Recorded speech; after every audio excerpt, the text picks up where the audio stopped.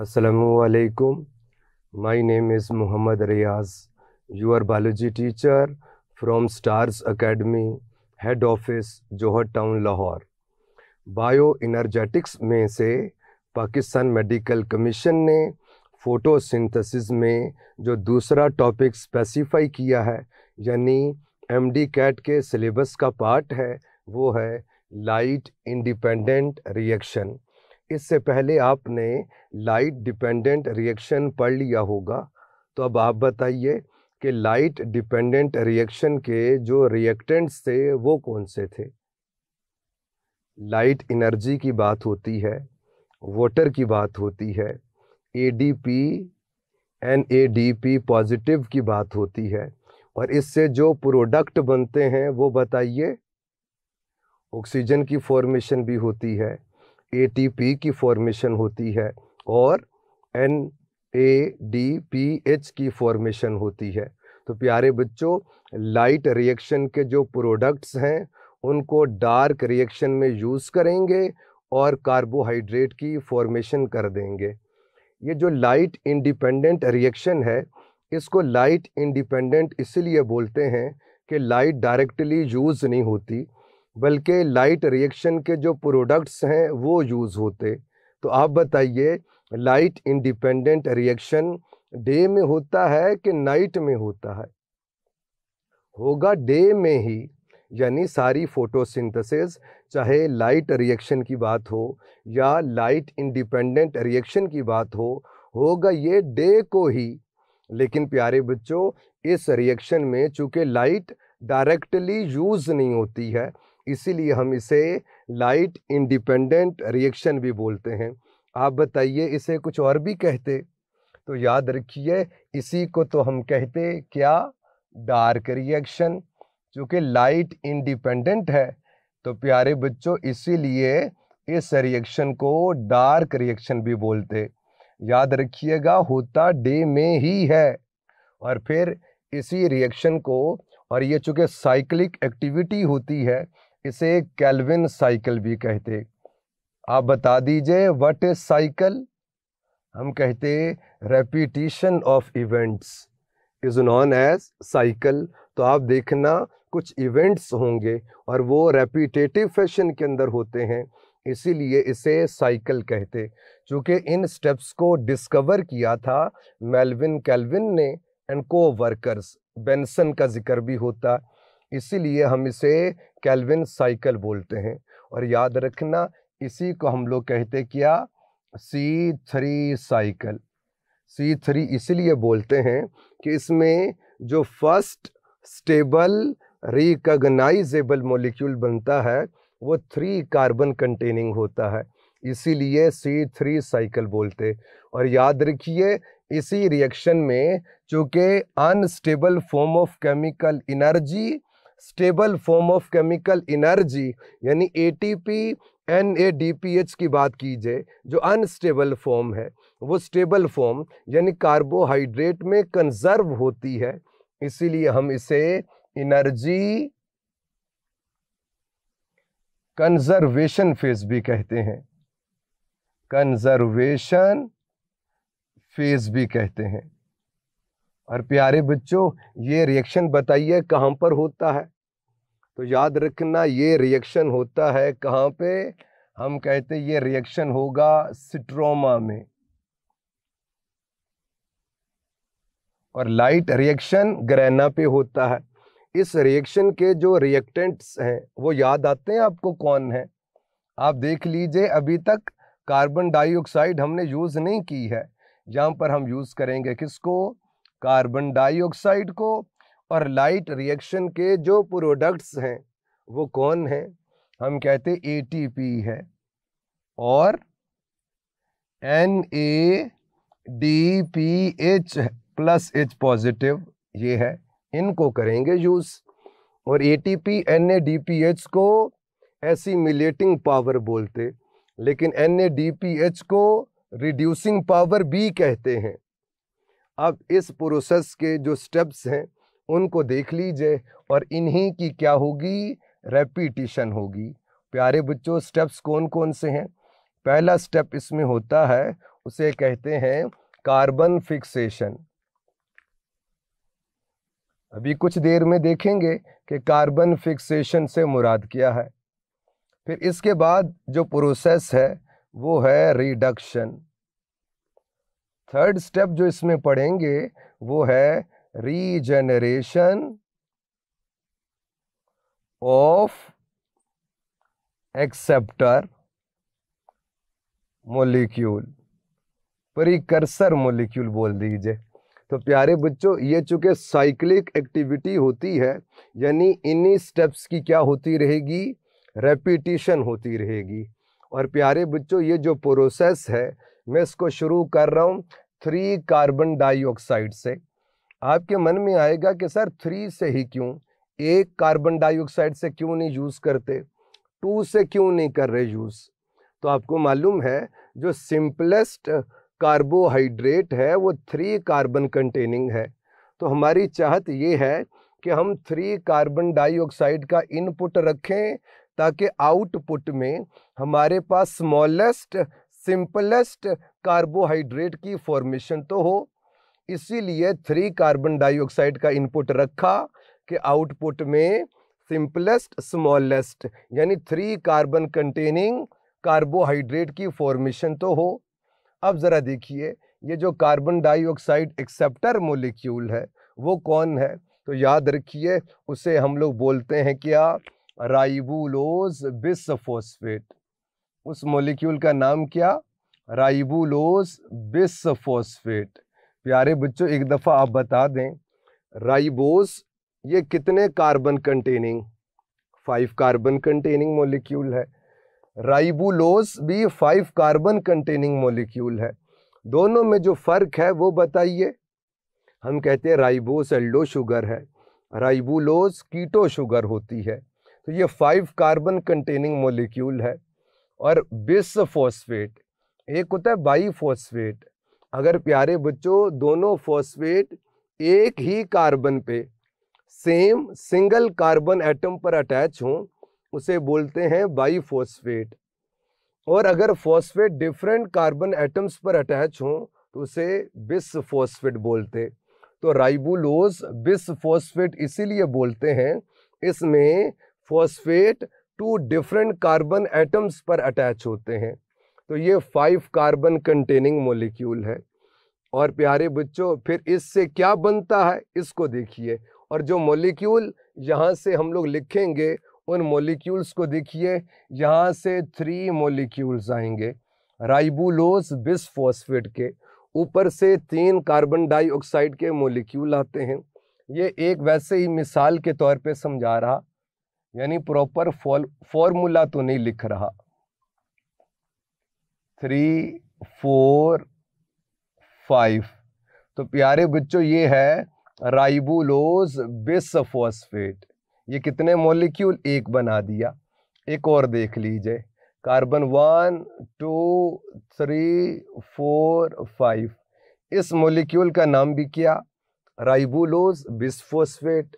एक और मॉलिक्यूल आपके सर बना रहे, कार्बन 1, 2, 3, 4, कार्बन 5, और ये है राइबुलोज बिसफॉस्फेट। प्यारे बच्चों ये कितने कार्बन कंटेनिंग, 5 कार्बन कंटेनिंग एक मॉलिक्यूल है। ऊपर से 3 कार्बन डाइऑक्साइड के मॉलिक्यूल आ रहे। और याद रखिए एक कार्बन डाइऑक्साइड का मॉलिक्यूल, एक कार्बन यहाँ पर आ गया, एक कार्बन यहाँ पर आ गया, और एक कार्बन यहाँ पर आ गया। अब आप बताइए ये कितने कार्बन कंटेनिंग मॉलिक्यूल बना, तो हम कहते हैं 6 कार्बन कंटेनिंग मॉलिक्यूल बन जाएंगे। अभी आपके मन में आएगा कि सर आपने तो कहा था कि इसको C3 साइकिल बोलते, कि फर्स्ट स्टेबल रिकॉग्नाइजेबल जो मॉलिक्यूल बनता है वो 3 कार्बन कंटेनिंग है। याद रखिए ये मॉलिक्यूल इस कदर अनस्टेबल होता है कि इसकी आइसोलेशन नहीं हो पाती है, इतना अनस्टेबल है। तो बात जो बताई है वो ठीक है कि पहला जो स्टेबल रिकॉग्नाइजेबल मॉलिक्यूल बनेगा वो 3 कार्बन कंटेनिंग होगा। मुझे आपसे पूछना, ये जो 6 कार्बन कंटेनिंग मॉलिक्यूल बना, इससे अगर इसको ब्रेक हम कर दें तो प्यारे बच्चों 3 कार्बन कंटेनिंग कितने मॉलिक्यूल्स बनेंगे? 2 मॉलिक्यूल्स बनेंगे ना। यानी बात ऐसी है, अगर ये 6 कार्बन कंटेनिंग मॉलिक्यूल है और आप इसको सेंटर से ब्रेक कीजिए तो आपके पास 2 मॉलिक्यूल्स आ जाएंगे 3 कार्बन कंटेनिंग। तो इसी तरह से अगर आपके पास 3 मॉलिक्यूल्स हैं तो प्यारे बच्चों जब आप इनको करेंगे ब्रेक तो आपके पास 3 कार्बन कंटेनिंग कितने मॉलिक्यूल्स आएंगे? 6 मॉलिक्यूल्स आ जाएंगे ना। आप देखिए, अगर आपके पास 6 कार्बन कंटेनिंग मॉलिक्यूल हैं तो आपके पास 6 मॉलिक्यूल्स आ जाएंगे 3 कार्बन कंटेनिंग। यहाँ पर देख लीजिए, आपके सामने विजुअलाइज भी हो रहा है। तो प्यारे बच्चों ये जो 3 कार्बन कंटेनिंग ये जो मॉलिक्यूल बनता है इसे हम लोग बोलते हैं क्या? और हर एक मॉलिक्यूल के साथ अटैच होता है कौन? हम कहते हैं फॉस्फेट अटैच होता है। याद रखिए इस मॉलिक्यूल का नाम है क्या? 3-फॉस्फोग्लिसरेट। चूंकि 3rd कार्बन पे फॉस्फेट अटैच होता है 3-फॉस्फोग्लिसरेट बोलते।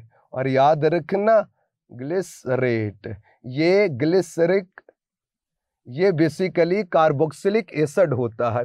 तो ये 3-फॉस्फोग्लिसरेट की फॉर्मेशन हो गई। आप बताइए how many phosphate are present in 1 molecule of three phosphoglycerate?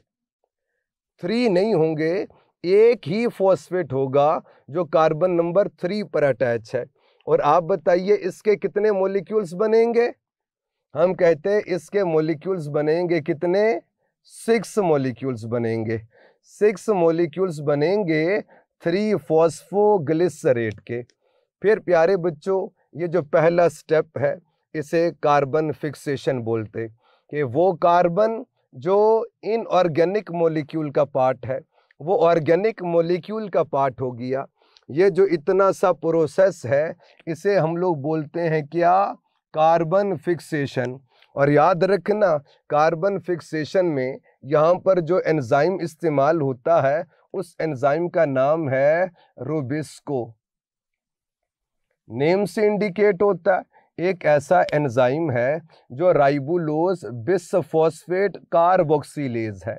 यानी जो राइबुलोज बिसफॉस्फेट में कार्बन डाइऑक्साइड को ऐड कर रहा उस एंजाइम को हम बोलते हैं क्या? रूबिस्को। यानी राइबुलोज बिसफॉस्फेट कार्बोक्सिलेज। यानी राइबुलोज बिसफॉस्फेट में एडिशन ऑफ कार्बन डाइऑक्साइड करता है, इसीलिए इस एंजाइम को हम रूबिस्को बोलते। और याद रखिए हम कहते हैं most abundant protein of world is rubisco. Most abundant protein in chloroplast is rubisco, most abundant protein. अब हम ऐसे करेंगे, लाइट रिएक्शन के जो प्रोडक्ट्स हैं उनको करेंगे यूज, यानी एटीपी को करेंगे यूज। आप बताइए ये कितने मॉलिक्यूल्स बने? 6 मॉलिक्यूल्स बने। अब हम ऐसे करेंगे 6 एटीपी को यूज करेंगे। और प्यारे बच्चों ये चेंज हो गया किस में? 6 एडीपी में। यानी हर एक एटीपी में से एक फॉस्फेट कम हो गया। वो जो एक फॉस्फेट था वो कहाँ पर गया? तो याद रखिए वो इन 6 मॉलिक्यूल्स के साथ अटैच हो गया। एक फॉस्फेट तो पहले ही अटैच था, अब एक फॉस्फेट और अटैच हो गया। यानी अगर आपके सर यहाँ पर शो कर दें तो प्यारे बच्चों ये दोनों तरफ अब अटैच हो गया कौन? फॉस्फेट। इस मॉलिक्यूल का नाम बताइए। हम बोल देंगे कि भाई 3-फॉस्फोग्लिसरेट था तो फॉस्फेट ही ऐड हुआ, तो इस मॉलिक्यूल का नाम हो गया 1,3। आप बताइए बाई होगा कि बिस होगा? चूंकि फॉस्फेट डिफरेंट कार्बन एटम्स पर अटैच है तो हम कहते हैं 1,3 बिसफॉस्फो। बिसफॉस्फोग्लिसरेट की फॉर्मेशन हो गई। यानी ये जो 6 एटीपी दिए थे ये चेंज हो गए 6 एडीपी में। और हर एक एटीपी में से एक फॉस्फेट इन 6 मॉलिक्यूल के साथ अटैच हो गया। अब नेक्स्ट ज़रा देखिए रह गया कौन, NADPH की बात करेंगे। तो प्यारे बच्चों फिर क्या होगा, 6NADPH, हम इसको इसके अंदर ऐड कर देंगे और होगा क्या, 6NADP पॉजिटिव की फॉर्मेशन होगी। और इससे इंडिकेट होता है ये जो हाइड्रोजन है वो इस मॉलिक्यूल में ऐड हो रहे, और इसमें से जो इलेक्ट्रॉन्स थे वो भी इस मॉलिक्यूल में ऐड हो रहे। Addition of hydrogen is reduction, addition of electron is reduction. इसीलिए ये जो सेकंड स्टेप है इसे हम क्या बोलते हैं, रिडक्शन। और प्यारे बच्चों यहाँ पर ये 6 मॉलिक्यूल्स थे, तो यहाँ पर भी ये रहेंगे कितने, 6 मॉलिक्यूल्स ही रहेंगे। और फिर प्यारे बच्चों जब ये एडिशन होगी तो 6 मॉलिक्यूल्स बनते हैं किसके, हम कहते ग्लिसरल्डिहाइड 3 फॉस्फेट के, ग्लिसरल्डिहाइड 3 फॉस्फेट। और प्यारे बच्चों इसके जो मॉलिक्यूल्स बनेंगे, आप बताइए कितने मॉलिक्यूल्स बनेंगे, तो बेटे 6 हैं तो 6 ही बनेंगे। और याद रखना होता क्या है, और यहीं पर इसी स्टेप के अंदर वाटर की फॉर्मेशन भी होती है। आपने देखा है ना कि वाटर कुछ स्टेप्स में एज अ रिएक्टेंट यूज होता है, कुछ स्टेप्स में एज अ प्रोडक्ट प्रोड्यूस भी होता है। तो वो किस स्टेप में, वो इस रिडक्शन के स्टेप में। और याद रखिए यहीं से निकाल लेंगे क्या, 6 इनऑर्गेनिक फॉस्फेट को। आपके मन में सवाल आएगा कि सर अगर नेक्स्ट स्टेप के अंदर फॉस्फेट को निकालना ही था तो इस स्टेप में फॉस्फेट को ऐड क्यों किया। याद रखिए एक तो मॉलिक्यूल को रिएक्टिव करने की खातिर, और इम्पोर्टेंट बात यह है कि जो एंजाइम NADPH को रिएक्ट करवा रहा वो एंजाइम का सबस्ट्रेट है कौन, 1,3-बिसफॉस्फोग्लिसरेट। वो 3-फॉस्फोग्लिसरेट में इसकी एडिशन नहीं कर रहा, तो इसीलिए आपको नेक्स्ट एंजाइम का सबस्ट्रेट बनवाना तो है। इसीलिए ये 6 ATP देंगे, ADP में कन्वर्ट हो जाएगा और उसका फॉस्फेट इस मॉलिक्यूल को मिलेगा, ये 1,3-बिसफॉस्फोग्लिसरेट में चेंज हो जाएगा। और फिर प्यारे बच्चों 6 ही मॉलिक्यूल बने किसके, हम कहते ग्लिसरल्डिहाइड 3 फॉस्फेट के। आपसे पूछना है कि ये जो 3-फॉस्फोग्लिसरेट है या ये जो ग्लिसरल्डिहाइड 3 फॉस्फेट है, या लिखा होता है ऐसे, देख लीजिए पहले, या तो लिखा होता है ग्लिसरल्डिहाइड 3 फॉस्फेट या लिखा होता है फॉस्फोग्लिसरल्डिहाइड।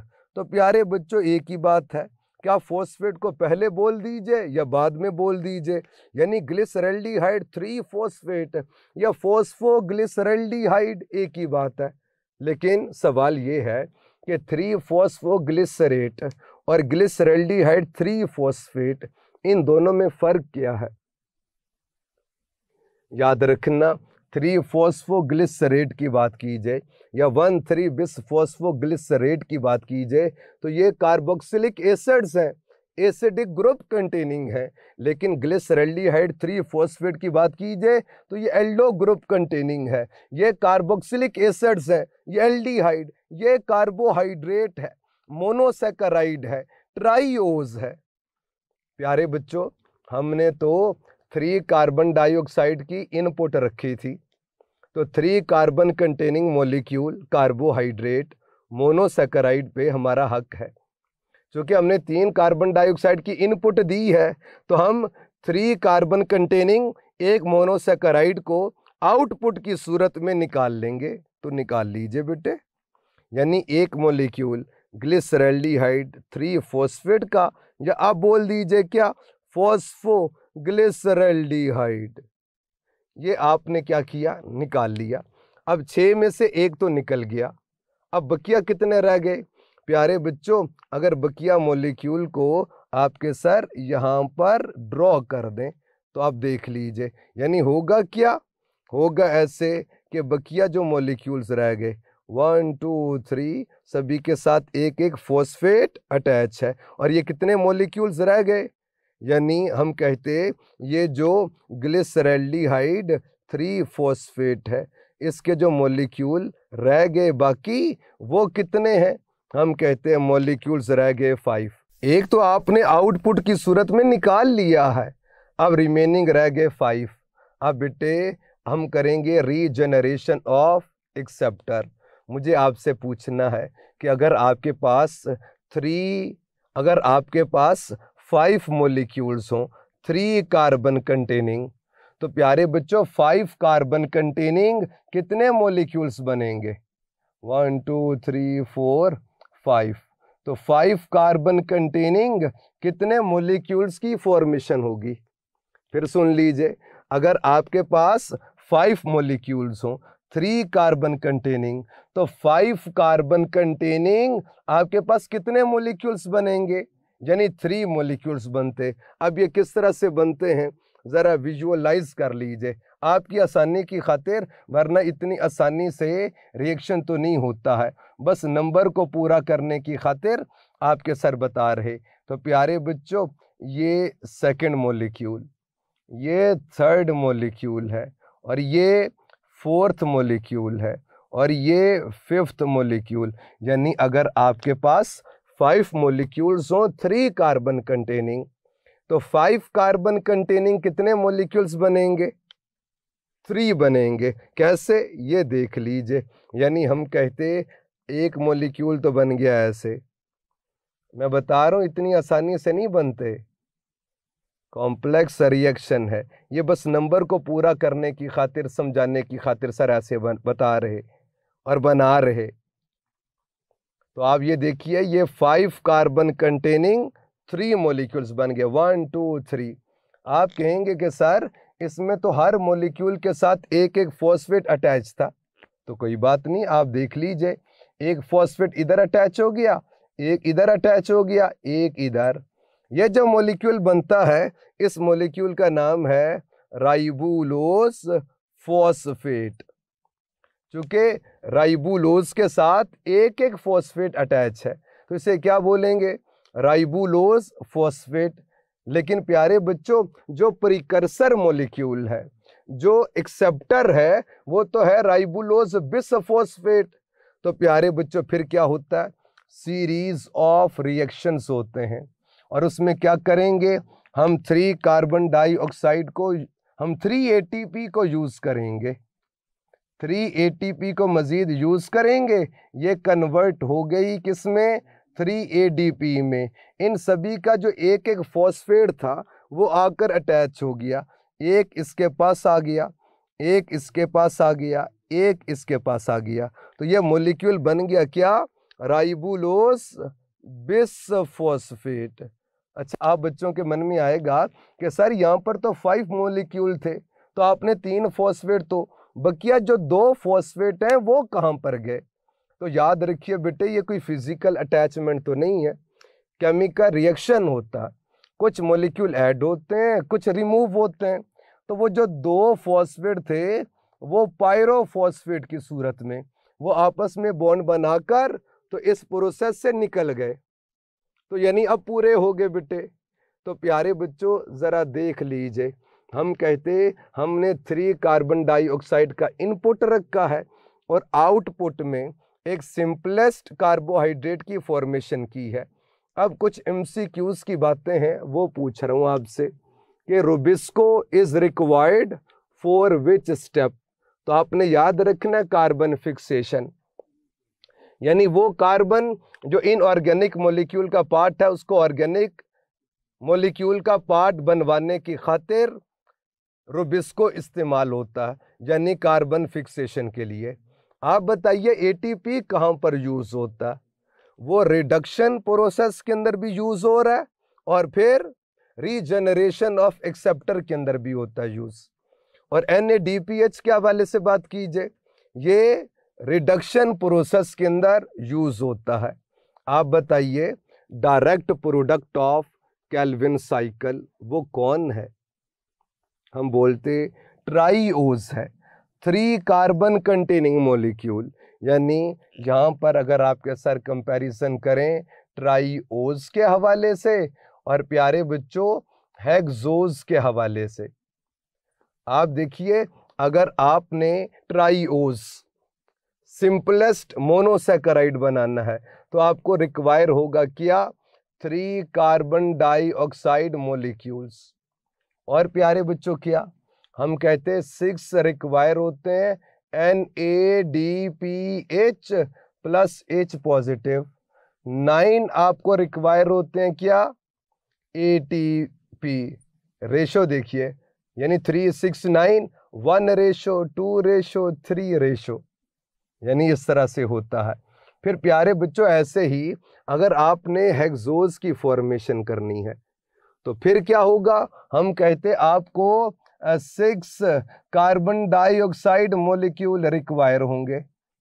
NADPH कितने, 12 NADPH रिक्वायर होंगे। 18 आपको रिक्वायर होंगे क्या, ATP मोलिक्यूल।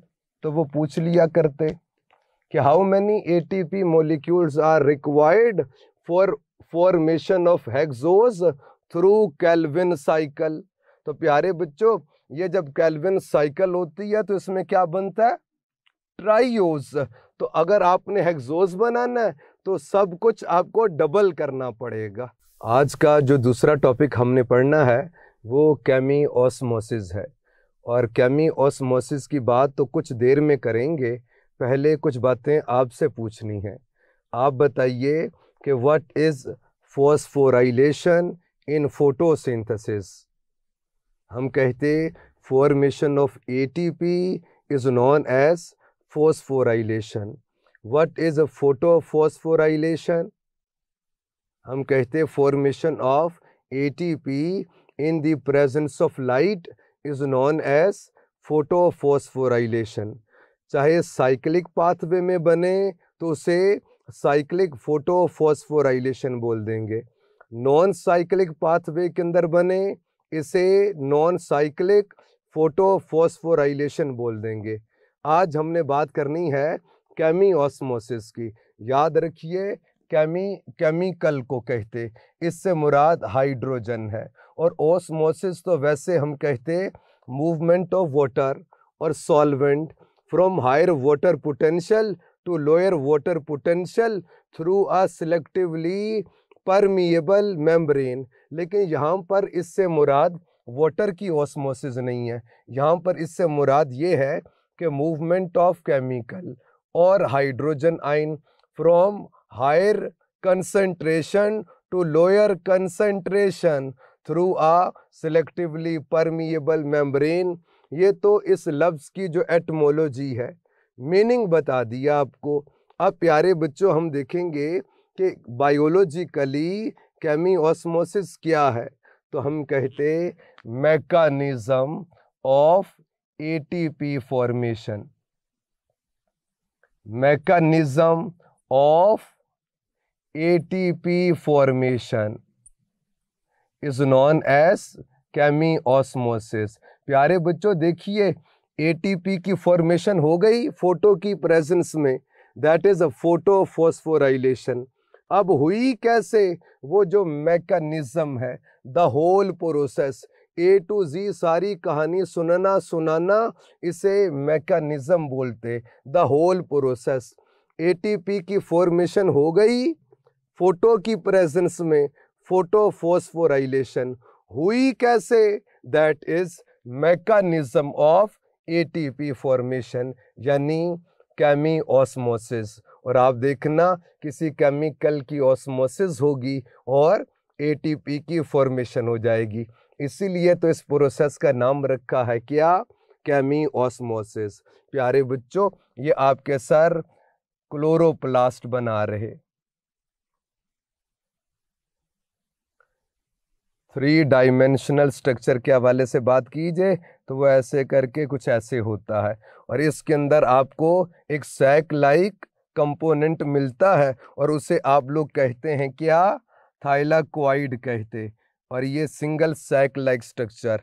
अब इसकी ये वाली जो मेम्ब्रेन है ये आपके सर ने बना दी है यहाँ पे, और इसके ऊपर मौजूद हैं वो जो इलेक्ट्रॉन ट्रांसपोर्ट चेन के कंपोनेंट्स से, यानी जो आपने कल साइक्लिक नॉन साइक्लिक फोटोफॉस्फोराइलेशन के अंदर पढ़े। प्यारे बच्चों वो कौन थे देख लीजिए। हम कहते ये है फोटो सिस्टम 2 पहले आता है कि 1?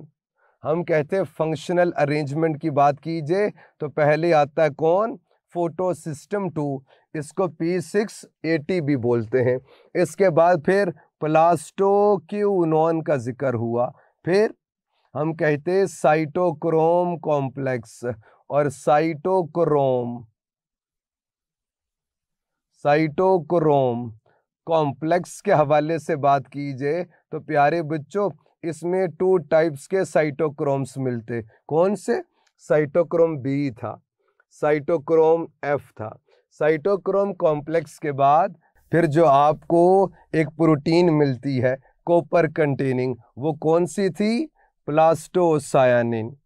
प्लास्टोसायानिन के बाद फिर आता है कौन? फोटोसिस्टम 1।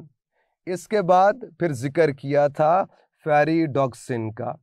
फेरिडोक्सिन के बाद ये अरेंजमेंट याद आ रही है आपको? NADP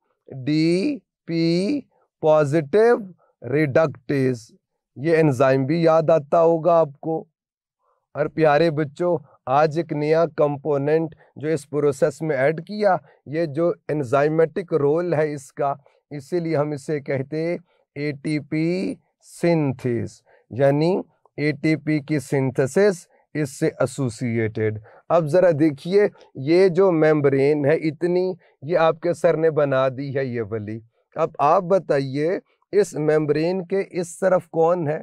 तो जारी बात है वो फ्लूइड होता है, और उस फ्लूइड को बोलते हैं क्या?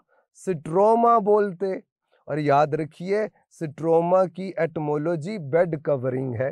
जैसे बेड कवरिंग सारे बेड को कवर कर रही होती है, बिल्कुल ऐसे ही ये फ्लूइड भी सारा इंटरनली इसको कवर करता है, इसलिए तो नाम रखा है क्या? स्ट्रोमा। और फिर प्यारे बच्चों इस मेम्ब्रेन की अगर आप उस तरफ देखिए तो आपको मिलेगी कौन? Thylakoid interior space.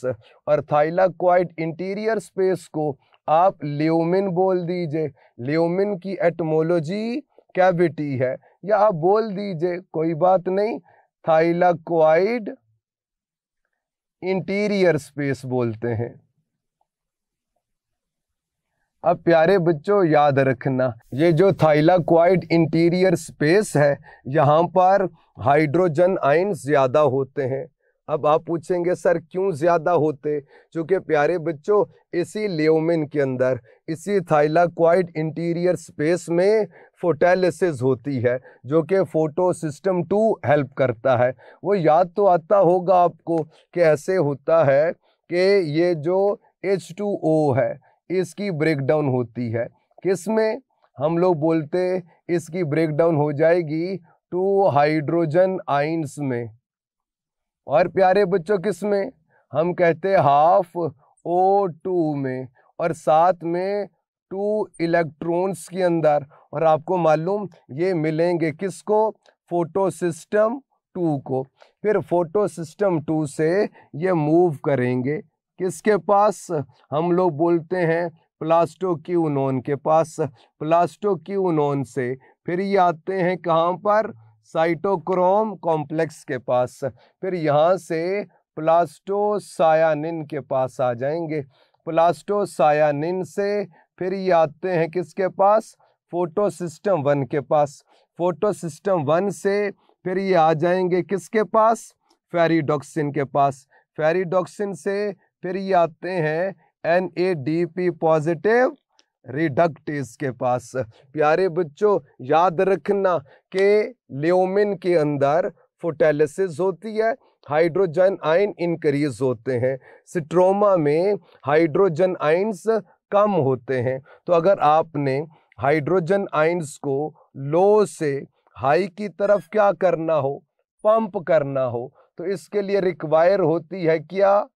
Energy require होती है। अब आप बताइए वो जो एनर्जी वो कहाँ से आएगी? क्या ATP से हासिल करेंगे?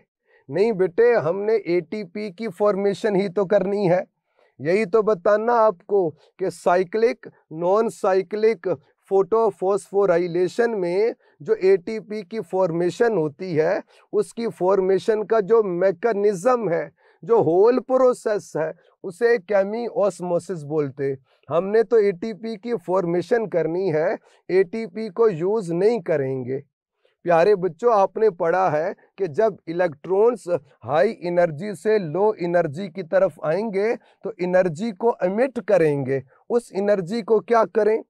क्या जाया कर दें उसको?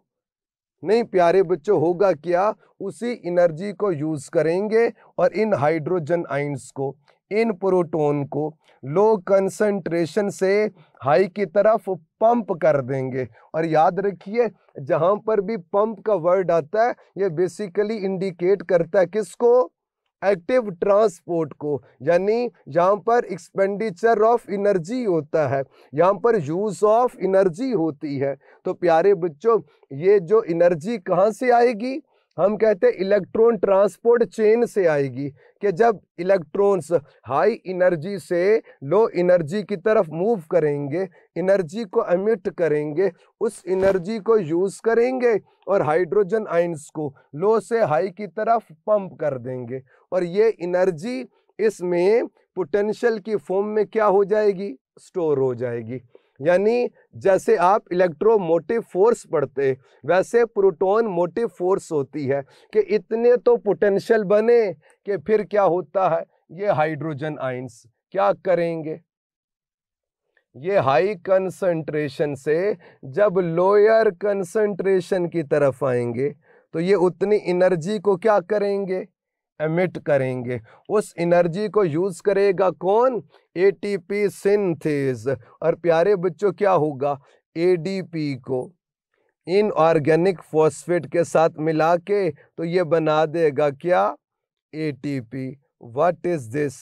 केमिओस्मोसिस। आपने देखा, इस हाइड्रोजन आयन, इस केमिकल की ऑस्मोसिस हुई है। ये हाई कंसंट्रेशन से लो कंसंट्रेशन की तरफ आया, केमिओस्मोसिस हुई है, तो एटीपी की फॉर्मेशन हुई है।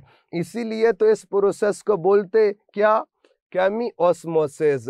यानी mechanism of ATP formation is known as chemiosmosis. आप कहेंगे कि सर ये जो हाइड्रोजन आयंस यहाँ पर आ गए, इनका क्या करेंगे साहब?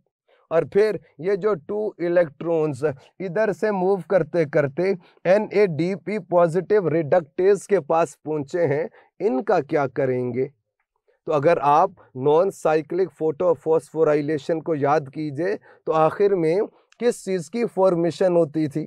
हम कहते थे कि final electron acceptor is NADP positive. Electrons इसको मिलेंगे और ये जो हाइड्रोजन आयंस आ रहे, इनके साथ में मिलने से फिर प्यारे बच्चों हम कहते हैं फॉर्मेशन हो जाएगी किसकी? NADPH प्लस H पॉजिटिव की फॉर्मेशन हो जाएगी। और याद रखो, ये जो केमिओस्मोसिस है, ये जो एटीपी फॉर्मेशन है, ये कपलिंग रिएक्शन है। कपल किसे कहते?